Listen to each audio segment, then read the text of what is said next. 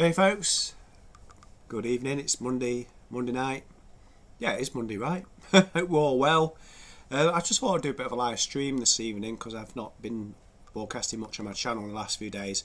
So we'll start right there. Got COVID, long and the short of it. It finally got me. So I've not been riding I've not been riding the past weekend. It's kind of annoying because it's actually 12 days away from Paris Brest Paris right now, so I could have done with an extra training riding. I was planning to ride 300 kilometres on Saturday. I'm going to do an overnight ride, and I had to cancel it because I was just so unwell, and I just kind of feel like I'm dying the last few days.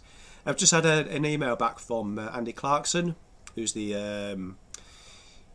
I was going to do it as a DIY, but long story short, for anybody who's not into audax and things, I got an email back from him saying, don't worry about it, I finished Edinburgh, London last year, and I had COVID, you'd be fine for PBP in 2 weeks. And I'm like, okay. So, I'm still guessing it's different for everyone, affects us in different ways and things. I know somebody personally, if you're watching, Chris, you know, he took it quite bad, really. So we're all different. So take it with a pinch of salt. Hopefully, 12 days from now, I'll be fine. But I'm well juiced up. I've been drinking by the gallons, coffee, medicine. Hopefully I'll be all right. I've been on the bike, doing a 1 or 2 commutes really to the shops because I've been running out of food, so I've just had to, you know, get food in and stuff like that. Shelves have been bare, and maybe a mile up the road to the shops and back, and I would get to the shops and just be completely like dehydrated. So it's, you know, I can't imagine doing any sort of long ride right now, but fingers crossed, you know, a couple of weeks from now I'll be all fine. Anyways, for anybody that's new is watching, doesn't know who I am, and I thought I'd give a bit of history up until, you know, over the last 4 years really. So let's start by saying, you know, I've ridden Paris Brest Paris before in 2019. Did all the pre-qualifiers in 2018. Pre-qualifiers of the 2, 3, 4 and 6, they were all local to me. Excuse me, which to me is Lincolnshire. It was all flat rides. And then in 2019, or the qualifiers, I decided I was going to, I don't think it was all the rides, but in 2019 I headed to Wales and did all the qualifiers over there. I think the one I didn't do was the 200. I chose to do the Bomber County, which is my local audax in Lincolnshire. I've been doing it ever since. So that was 2018. I never called myself an ultra cyclist back then. I was just somebody who ridden 600 kilometres, and it's you know, when it comes to labels and things like that, it's hard to take them. Well, I don't know. I feel how I feel about it. Quite modest, I guess. I mean, when I did PBP 2019, in 2019, I was just somebody who rode a very long way, an exceptionally long way. I was really surprised by that. Absolutely amazing. So I'll come back up to a little bit later on about 2019. In the meantime, if you've got any questions, do go on the chat, put them in there, and I'll try and answer as many as I can, if I possibly can. But I'm going to give you some tips as well along the way, and some advice, and it would be nice to get some engagement from you guys and girls. And there's a fair few YouTubers as well that I've seen online that are going to be there. So if you're watching right now, please do get involved, and you know, it'd be great to have a bit of a conversation going rather than this one-way conversation, which is it's not always enjoyable. I want to have a bit of engagement, so, you know, head into the comments and let me know, you know, if you're doing PBP or you're planning on doing similar sort of ride. Okay, so I'm going to head I'm just going to switch screens because I wanted to show you what's going on my screen. Hopefully you can see it okay. If you can't, just let me know down in the comments below, but hopefully you can. So I'm going to start by just getting a little bit of up to date on what I've been doing since Paris Brest Paris 2019. In 2020, in 2019, after Paris Brest Paris, I decided I wanted to do the transcontinental race, and you know, I finished PBB and I thought I could do anything, so I thought I'd enter the transcontinental. But obviously I wanted to set myself some goals and things, so in 2019 I decided to do an Everesting. And I chose a local climb to me. Everybody was, you know, doing local rides and things like that close to home, and I was the same with everybody else. I chose to ride, well, 2021 actually, year later. TCR got postponed. We're hoping it was in 2021, so I decided to do an Everesting. And this stats from it. I chose a local climb, Tetford Hill, managed to pass through 8,828 metres of elevation. There's all the stats for you. The average gradient, the time it took, how many repeats it was, and mind-numbing 106 repeats. And then the season sort of started for me. This was my first season of ultra racing. End of April, beginning of May, bank holiday weekend in the Netherlands. I took on the race around the Netherlands, which this is the route. It sort of starts in this yellow bit here, clockwise, or is that anti-clockwise, around the coast of the Netherlands. Absolutely a beautiful part of the world to cycle in, and mostly flat until you get around here. So that was kind of my introduction to ultra racing, and I was riding 300 kilometres every day. After that, in the summer of last year, went on to do the TCR, the Transcontinental Race. And for those that don't know, it's a fully self-supported race, fully self-supported, is that right? Yeah, fully self-supported, unsupported race across Europe. Basically you have checkpoints. It's very much like an audax. You get loads of audax riders on it, and you just have to ride between the checkpoints along the route as quick as you can. And there was kind of here, here, here and here. Very beautiful locations, and you can see the distance that I took and how much climbing there was. It was unreal. Took some great photos. Amazing experience, you know, once in a lifetime kind of thing.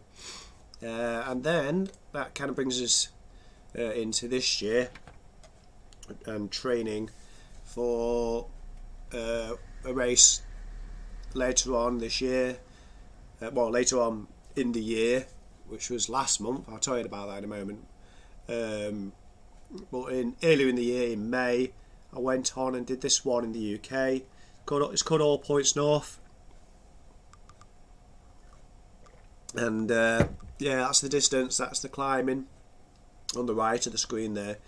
And it was all based around Northern England, very, very demanding, lots of climbing, and I finished out of time, which is not surprising really, because I wasn't at peak fitness. I'm just going to leave it there at the moment because I've got pizza in the oven, so I'm just going to grab that. If you just want to amuse yourself for the moment, I don't want that pizza to burn.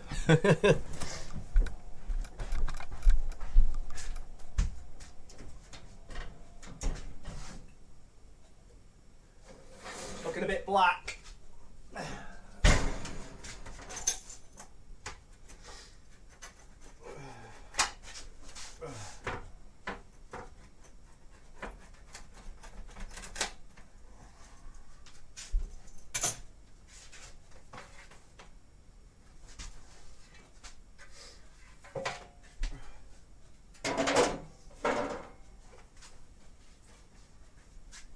It may not be the healthiest food on the planet, but when you're not well, nice easy food to bung in the oven, as you no doubt know. So where was I up to? All points north, 1,080 kilometres. If that wasn't daft enough a challenge, a week later I went on and did the Great British Escapades in southeastern England, an off-road route, one of my first of its kind for me. Not really, well, it was kind of described as gravel, but it was very much a mountain bike kind of mix as well. I was just like lots of my events, I always kind of push myself all the time, push the envelope, and just try and do something different. It's nice to feel. I think it's good. I think it's important to go out of your comfort zone every now and again. So last month was kind of my biggest ultra of this year, and that was the Pan-Celtic race, starting in San Malo in Brittany. At the top there, if you see on the screen. One moment, let's open this nice and big. Yeah, there we go. And this was a clockwise race, 2,293 kilometres, 22,000 metres of elevation. A very picturesque, saw lots more Brittany that I never saw in Paris Brest Paris 2019. So here we are. It's about, at this time of posting, it's probably about 4 weeks later. I'm looking forward to go to Brittany again. Excuse me. And yeah, I'll come back to that in a moment. So yeah, we're looking forward to Paris Brest Paris. I'm just hoping I recover in plenty of time. Oh, pizza. I've gone for pepperoni. Oh, hope you don't mind me eating pizza. Hopefully you've all eaten by now, but I've not felt like eating much of the day. So before we move on to that map I just gave you a bit of a preview of, we're going to go through a few tips. And again, please do head into the comments if you've got any questions or anything of your own. Any sort of ultra distance questions, or even if you're interested in getting audax and doing your first 200, questions down there. If I can't answer it, somebody else will. So let's begin talking about Paris Brest Paris and ultra distance riding. I think the main question really is, what are you doing Paris Brest Paris for? What goals do you have? And getting those down, not necessarily on paper, but think about long and hard. Are you going there just to finish it? Which is what I did in 2019. Oh wow. Or are you done it before? You're trying to do a personal best. Maybe you've done it 9 times before. There's plenty of people out there who've done it multiple times. I'm still pretty newbie when it comes to Paris Brest Paris. But what are your goals? For me, my goals are in 2019 I put myself down for the 84-hour group. This year I'm in the 80-hour group. So I'm looking to try and maybe doing 72 hours or something like that. Just really trying to hone down on my faffing, because faffing is a big problem what I have to contend with. So, but I'm hoping since 2019 I've done something good about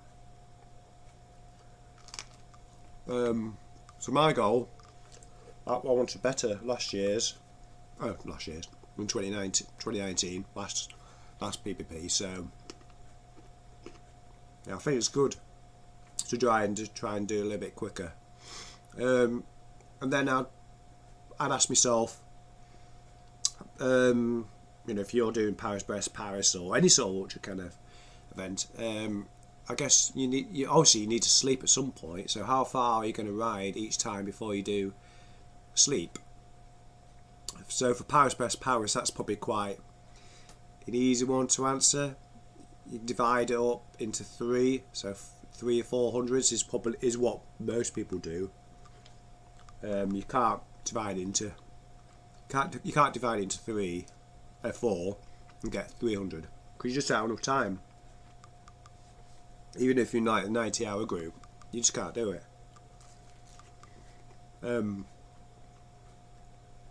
Or they may not be. So that first number is how far are you going to ride before you think about sleeping. But it's also important to have manageable chunks and milestones along the way, and have those in the back of your mind as you pass through them. You know, give yourself a pat on the back as you're doing it. I mean, the obvious one is getting halfway to Brest and ready to turn around again. That's a great milestone in the first place, but that's still 600 kilometres. So think about other milestones, some scenic things that you've perhaps looked at in advance. Maybe even just at the 300, 600, 900, 1200, perhaps do that. But if you want, write those down on a bit of paper, stick on your stem. That always helps. I've done that in the past with audaxes, and certainly in the early days, not so much now, but stick it in a phone app or something like that if you don't want to write it on a piece of paper. Whatever works for you, basically. Just reading my questions. Ed asks, "Hey Rich, I aim to get to Brest in one stint without sleeping." That sort of distance, I've never done that before without sleeping. In 2019 I did 435 kilometres, which was Ludiac basically. I don't know, since 2019 I've prioritised sleep a bit more than performance and things. So I don't know if you just heard me then, I was getting the spinning wheel of death. Since 2019 I've kind of prioritised sleeping a bit more than, you know, rather than going hell for leather, because I think if you don't sleep you're risking your life on the roads. It's best to be well slept and not have hallucinations and things. I was hallucinating in 2019 at 430 kilometres. Right, some people might think that's daft, but I was. So it'd be nice to get the majority of the ride done in one stint. That would be great, wouldn't it? But I'm not that sort of rider. So I'll give it a shot. I'm certainly trying to bet myself in 2019, but I think that's a bit of a stretch too far, Ed. But in 2019 I had a lot of problems with my bike. Well, not problems as such, but I was less experienced. My hanger broke one day before the event, so somebody came to the rescue, gave me a universal hanger, mech hanger, and that got fitted by the mechanics. But you had to, I forget the words, you had to limit, they had to they had to tighten the limiting screws and reduce the number of gears available. So I lost a few gears. So there was that. Also, I didn't really know anything about bikepacking. Didn't really know the word at that point. It wasn't even a word in my vocabulary. Since then I've done so much in terms of bikepacking, especially in 2020. That's when it all kicked off for me, bikepacking adventures and things. Also, I would say tyre consideration was not a high priority back then. I probably completed it, dare I say it, on gator skins. Whereas now I use GP 5000s or anything but gator skins, basically. Anything but gator skins, yeah, folks.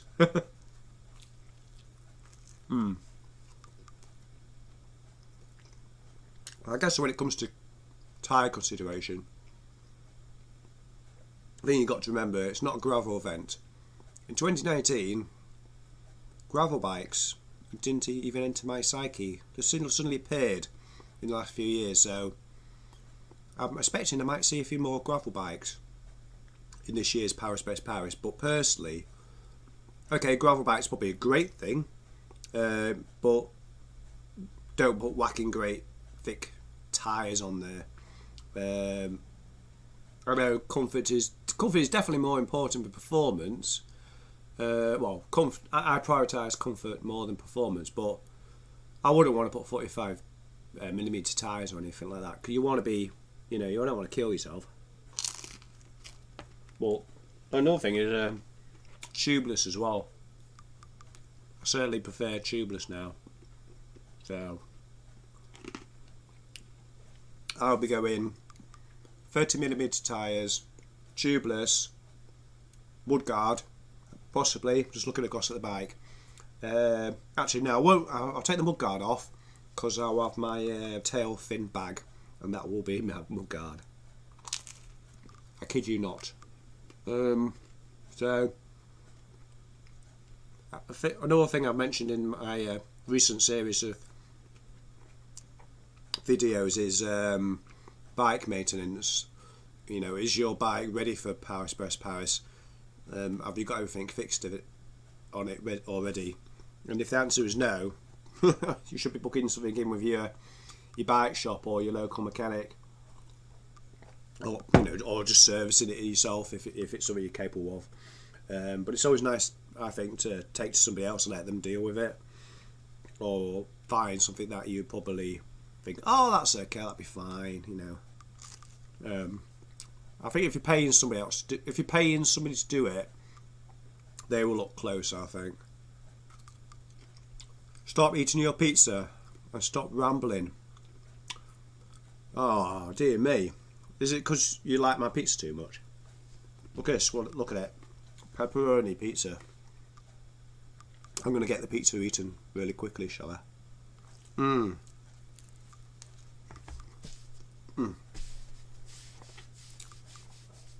So, bike maintenance. Make sure your bike's fit and ready for PvP. Already mentioned tapering. It's 2 weeks away to Paris Brest Paris. 12 days, in fact. It's less than 2 weeks. So I would already start tapering in your rides. No big, challenging, huge efforts. Just nice, easy rides. Nothing challenging. Just to let your legs get a bit of rest. Oh, lose my voice. Let your legs get a rest.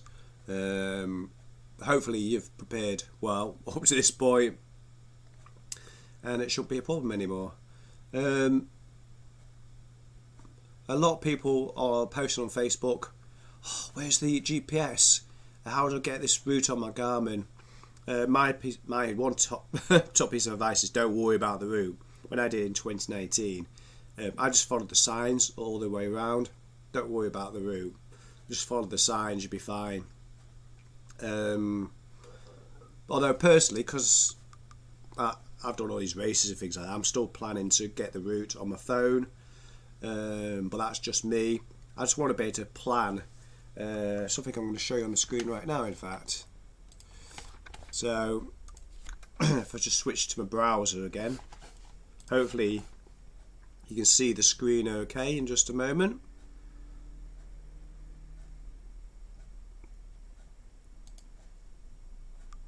And that is the route for Paris Brest Paris. A bit of latency going on at the moment. Where is it?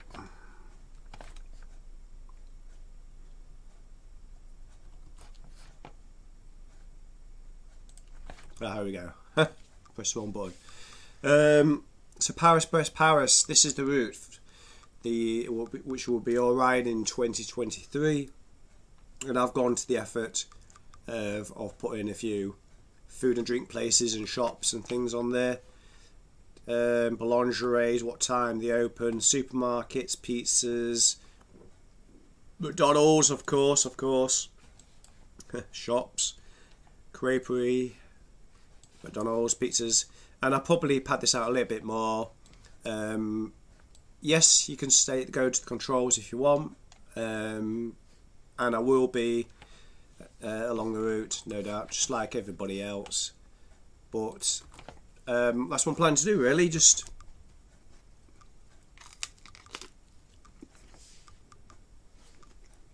waiting for the computer to catch up now.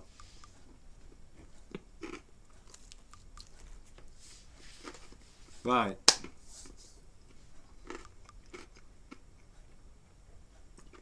Next one thing I wanted to talk about was the weather.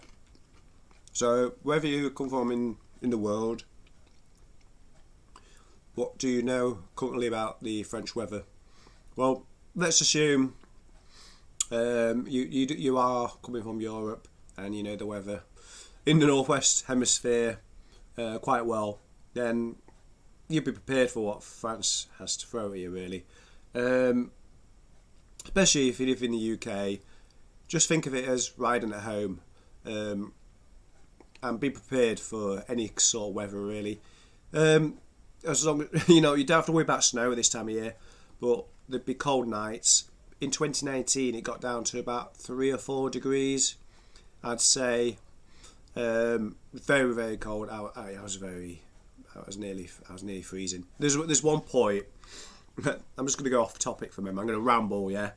In 2019, in the final third of the ride, there's a part of the route which people call the dead zone. I think they call it the dead zone, and it's kind of the final night of PPP, and it's in the middle of nowhere. It's really remote, and you're riding down, and you hear rustling on the outside of the roads, and it's people sleeping in emergency blankets and things.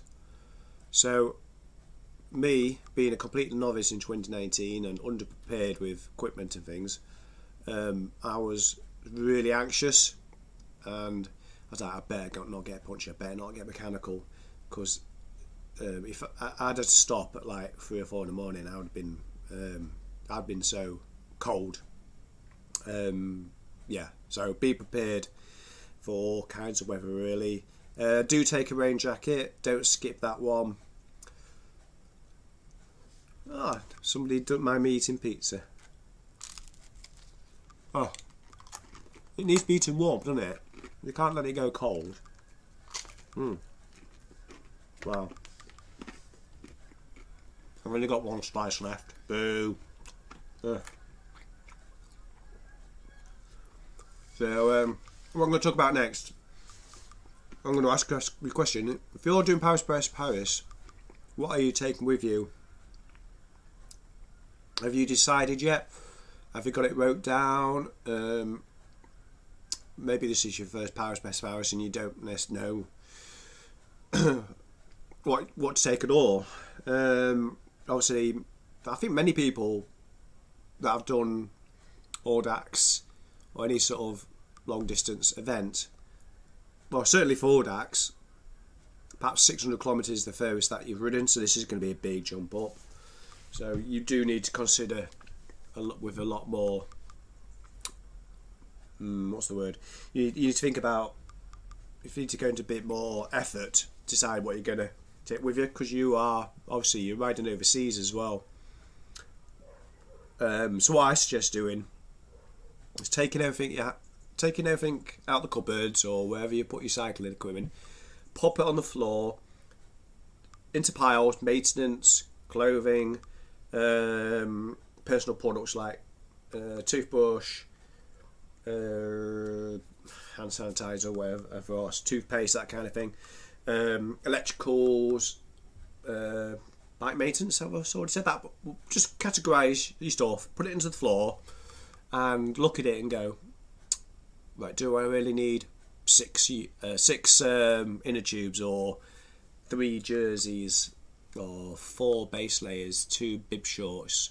Do you need all this extra stuff? What can I actually get away with? and take a serious look at it. That's what I would do. For me, I probably won't take a spare bib shorts for this. I could ride days and days without bib shorts, as long as I've got chamois cream, as long as they don't fall off and get a massive hole in it or something like that in a really awkward place. But if that happened, and I could still get on the bike and still pedal, as long as it wasn't embarrassing, then I won't worry about it too much, as long as you complete the event. Does it really matter if you've got a hole in your bib shorts, as long as you can make it to the end? Focusing on that a bit too much, I think. But yeah, I'll be taking one pair of bib shorts, probably a spare jersey. I won't be taking a spare base layer. I'll take a base layer though. I'll take a rain jacket. I tend to focus. I focus more on my thoughts on the clothing, because I think it can be the biggest thing that you can get wrong. So I'll be making sure I've got all that. And the second category really is the bikepacking kind of thing, sleeping. If you're going to sleep in the controls, then happy days. Just kind of do it. Let's give you a nice rounded tip. If you're planning to sleep in the controls all the way through, take some earplugs. Take an eye mask, so you can block out all the light and you can't hear any belts behind you. Find a nice quiet place in the control, away from all the busy areas. I'd say that was my biggest 3 tips. But if you're planning to sleep outdoors, make sure I said it earlier, make sure you got an emergency blanket firstly, bivy bag, something to cover your legs up with, maybe a leg warmers, down trousers, sleeping bag. These are all ideas really. You don't have to take all of these things. A liner, a liner, sleeping bag liner. A woolly hat is probably a good one as well. I know when I've done bikepacking, I do like to have a woolly hat. It really makes a difference, especially if the temperatures get really, really low. I got some more comments in the comment box. New York Skier asks, what was your average power in watts in 2019? Well, that's a nice easy one, because in 2019 I didn't have a power meter, and as for Strava's extrapolation, I don't know off the top of my head. It'd be hard to give you an answer as well, because I recorded the ride in 2 parts, and in this year I'll probably be recording in 4 parts, because the technology's kind of gone backwards, hasn't it? I don't trust Garmin's or Wahoo's not to crash anymore. I tend to stop it when I go to sleep. So New York Skier, I can't give you an answer on that one, unfortunately. It's typical audax power really. I finished in 81.5 hours, I think it was, or 82.5 hours. So I was in zone 2 the entire time. Ed, do they provide pillows and blankets in the controls? I don't remember. They provide you with the bed to sleep on. I forget what you call them. They provide you the bed to sleep on. I believe they do have pillows and blankets. Don't quote me on that.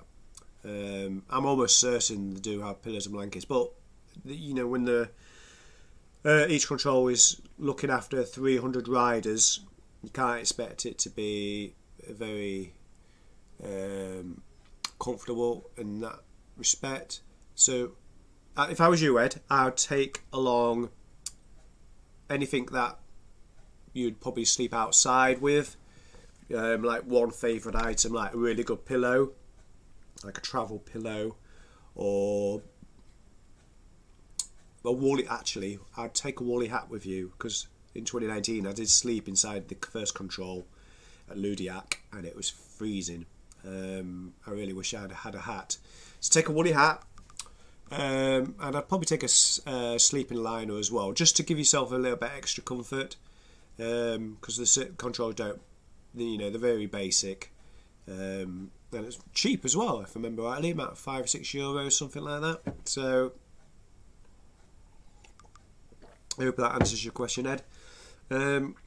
Next thing I want to talk about was the terrain. So many people probably heard that Brittany is kind of described as a rolling countryside, and I can confirm that is true. There's nothing excessively steep in there. It's all quite or gentle, really. I mean, don't get me wrong, there is a few steepy bits, but in the main, it's pretty much rolling. There's just lots of rolling countryside. I won't say it's relentless in that respect. It's nicely broken up throughout the route. I think, if I remember rightly, it's quite, there's quite a lot of climbing at the beginning. And again, as you reach Brest, there's some more climbing there, and there's more climbing, obviously, on the way back as well. No problem, Ed. So that kind of, when it comes to gears, to manage all those hills and things, I wouldn't go out your way to get exceptionally low gears or things like that. For starters, I've got low gears on my bike, but I'm just riding with what I've already got, having done the Transcontinental last year. I'm not going out my way to get anything different. I'm just going to repair the bike. Everything's in good nick still. So I'm just, for those of you who don't know, I use an absolute black oval chainring, and it's quite a low gearing, so that's how I got around it. But I'm just going to run with that. It's going to be much more gears than I had in 2018 when I broke the rear mech.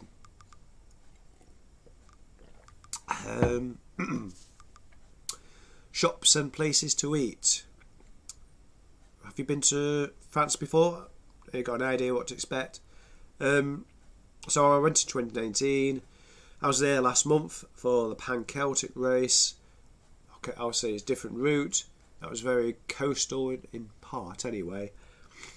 So France is quite a traditional country in that, if you're going to be, if you start your ride, well, I suppose it don't apply really, but just a general footnote really. If you ever want to visit France, Sundays everything closes. Monday's kind of a little bit the same, but don't expect giant supermarkets in all the cities, because it can't be guaranteed. There might not be many shops along the route because it's different than last time. So it's always useful to have an idea where they are, which is what I'm doing in Ride with GPS. Get a few days down. I'm going to have to take another drink.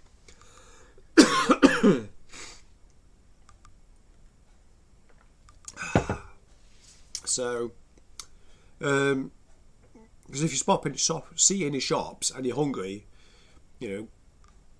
get quite a few things, put them in your bags, put them in your cargo, bib shorts or whatever you've got. Don't just roll on by, take the opportunity to get a few things.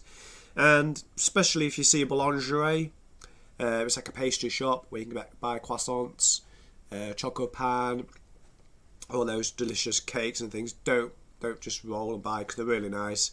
If you're going to be there, you might as well have enjoyable food and things. But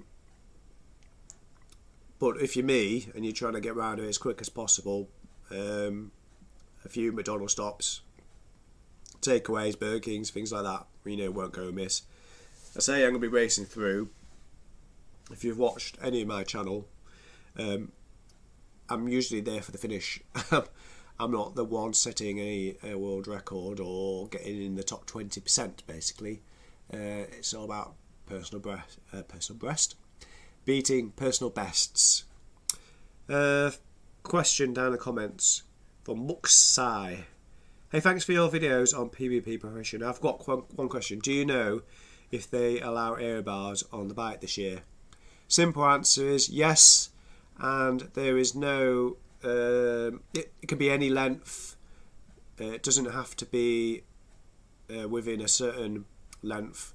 if you know what I mean. In 2019, aero bars were, I don't know if there was allowed to, I don't know if that was the first time they was allowed to be used, but in 2019 they couldn't go past. I'm not sure. There was something down. I'm making a hash of this, but they couldn't be too long. But this in 2023, aero bars can be whatever length you want. It doesn't matter. So I hope that answers your question. Get your aero bars on. I'll be having aero bars on my bike. Profile design Legacy 2. I've got a riser kit on there as well, and because I've got COVID right now, I've not been able to go on that bike yet and actually test the riser kit. So I'm hoping to do that in the next few days. I want to feel a bit better. So if you want to ride with aero bars, go and do it. Really helps. You makes you feel a lot more comfortable on the bike, and obviously being aero is always a good thing. Okay, next one. Water on the food and nutrition sort of thing. So apart from water at the controls, most of the audience watching this are probably audax people, and I appreciate that, but not everything is quite so obvious, especially if you've done audaxes, and especially in the UK, where there's shops everywhere, absolutely everywhere. But in France, a little bit different. I would look out for water fountains in towns, little small towns and villages, cemeteries as you pass them. You do get some areas in the countryside where you see some motorhomes or camper vans parked up, and they quite often have a water tap, so that's a good place to fill up as well. New York skier says, get well soon, be totally fit for the 8-hour ride. We'll cheer you on. Thank you very much, and hope you don't mind me enjoying my pizza. It's getting a bit cold now. You can probably hear me sniffing in a bit as well. Hopefully I'm getting over it.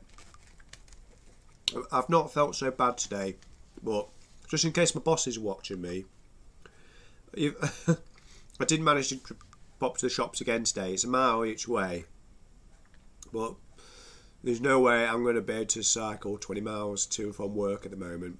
My van's not well. I was guzzling water like crazy. Been guzzling water like crazy. I've had all the drinks lined up for this, but yeah, coffee's getting cold as well. Let's have a sip of that. Yeah, so water at the controls, water in general, fountains, cemeteries, motorhomes, camper van areas, campsites. Hopefully some of these are quite obvious. So go to the campsites. That's probably quite tricky when after dark, whereas motorhomes and camper van parking areas are probably a little bit easier to navigate. You can quickly find it. It'll be in the corner somewhere.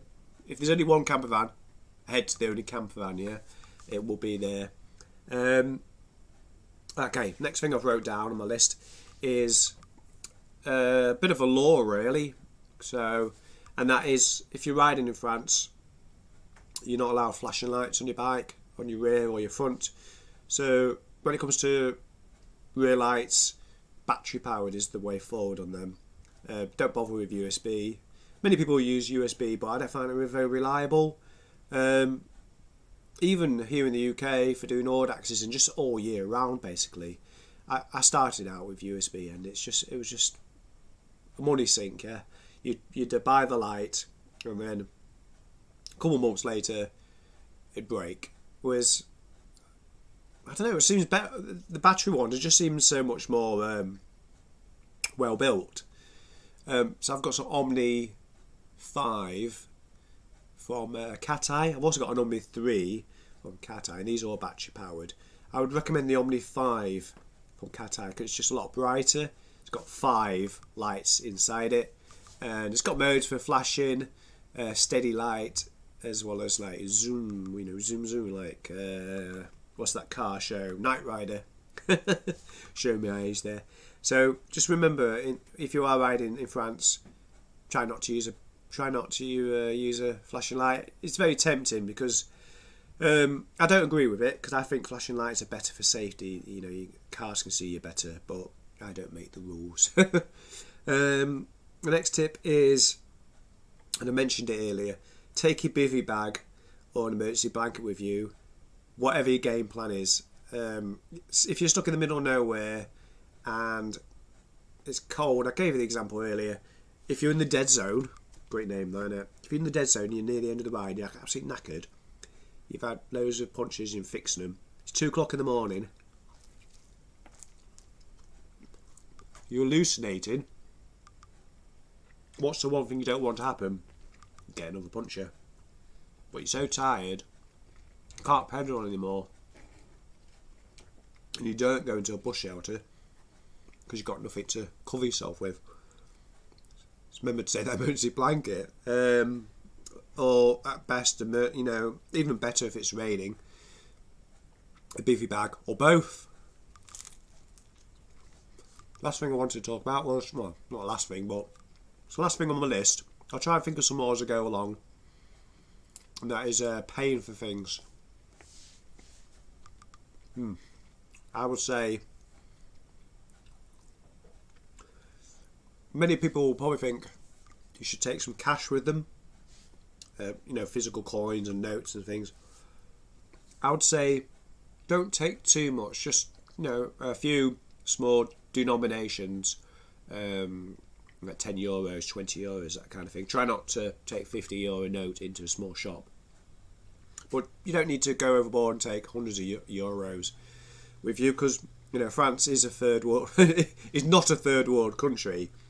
In many respects, it's more civilised than the UK, where I come from.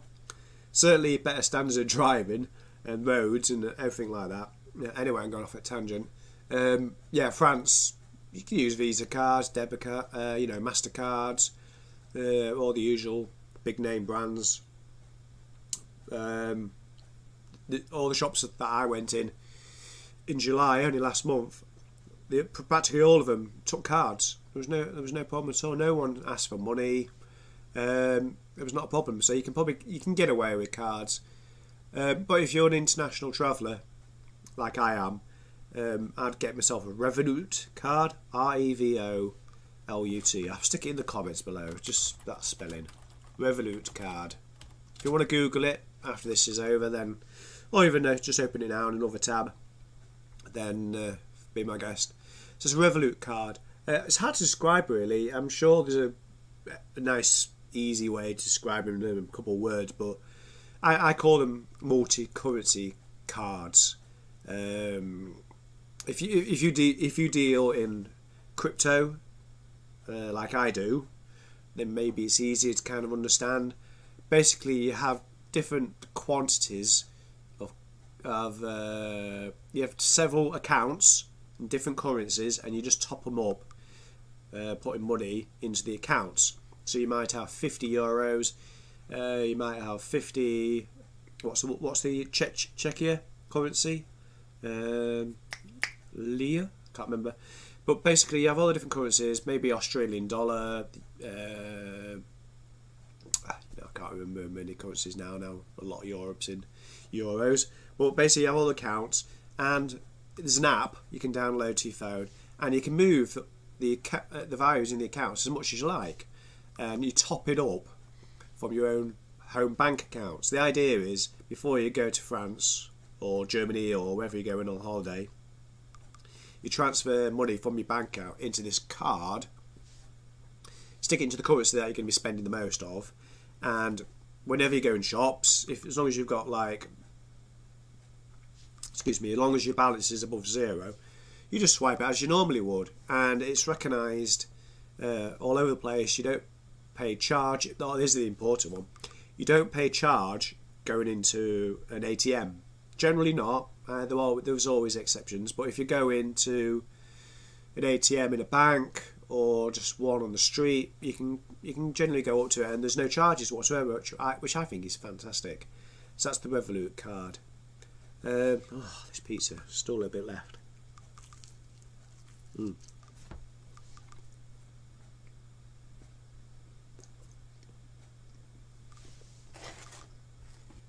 So hopefully I've answered a few of your questions. you've got any in the comments, just stick them down below because I'm going to be disappearing soon, I think.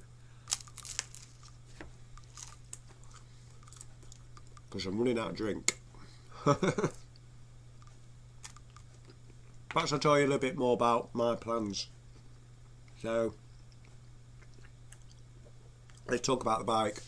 I'm going to be riding a titanium bike. It's called the Sonda Clibri TI. I bought it in 2020 especially for the transcontinental race. Previous to a titanium bike, I had an Agri C62 Pro, which is a carbon bike from Cube. And I'm finding titanium bikes are a little bit heavier. I wasn't expecting that when I originally bought it. I'll be riding with GP 5000 tyres, tubeless. It's an oval, absolute black oval chainring. I can't remember what the teeth is on the front. Is it a 42? I think. It's a 50-34 cassette on the rear. Mentioned before, I'm going all aero, tri-bars. Say going all aero. I'm going all aero for comfort. I've got an exposure light hanging up there as well. Garmin 530 cycling computer. I've got a mount for my phone. There's a story I can tell you. Phone smashed up a few weeks ago, and yeah, coming down when it's passing the Peak District. I managed to get a new phone the same day. Went to the free store, and then I've not told anybody this yet. A couple of weeks ago, if you follow me on Strava, you probably know. Well, a couple of weeks ago, I was out on the gravel bike, and I fell in one of the local canals. It's all grassy and uneven. There's no path, no tarmac, no, nothing you could stand, nothing flat basically. And I went to unclip and just rolled into the canal. It was so embarrassing. But when I hit the water, well, I don't know if it was when I hit the water. It's more likely as I was dragging myself out. I kind of hurt my chest just here, and it's still, even to this day, it's a little bit painful. Of course, the phone went in, dragged that out, and I had some bit of water under the screen. And I tried to dry it out, it wasn't drying. So I took the phone back to the free store, and I'm on the next phone already. All that happened in about 3 weeks' time, so I'm not having much luck at the moment. Not got the van back yet. Not got the van back yet. That's got engine problems. Still a bit chesty here, bit of issues, but that's been overwhelmed by the COVID. Thanks, Ed. Thank you very much. So yeah, all fingers crossed there's going to be no more things going on before PvP. That is 3 things. I've had me 3, yeah. What else could I tell you? Post PvP, I've got no plans. So if anybody knows me locally and wants to go on any bikepacking adventures, reach me by WhatsApp or Facebook, or even just by comments in the channel. If anybody, my viewers and things, want to go back on a bikepacking adventure, nothing serious, maybe not be mega miles, join me for one day, I'm up for that. I do lots of solo stuff, and it'd be nice just to share some time with all people. So I think we're done for tips. Got no more questions in there. So I'll just do a bit of a summary. Why are you doing it? What's your goal? Decide how far you're going to go before you sleep. Is it going to be 400s, 400s? If you're in the 90-hour group, that is a good idea. Tyres, what tyres are you riding with? If you're going on a gravel bike, get rid of those big, huge tyres. Get the bike maintained. It wants to be maintained ahead of the event. You've got 12 days to sort it out, so get on with it. No more big rides between now and PvP starts. It's 12 days. Don't worry about the route, it's fully signposted. The weather is similar to the UK. Everything's going to be thrown at you. Make sure you take a rain jacket. It can be pretty cold in Brittany. Take a woolly hat. In terms of what are you taking with you, stick it on the floor, have a look at it all. Start stripping out things that are luxuries. Yeah. Do you really need lip balm? Do you really need 6 jerseys, 3 bib shorts, 4 base layers? as an exaggeration. The terrain, it's rolling countryside.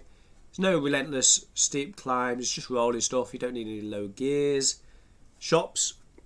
Do a bit of research about where you're stopping if you're not going to go in the controls, which can be expensive. It all adds up for a while. That's what I did my first year.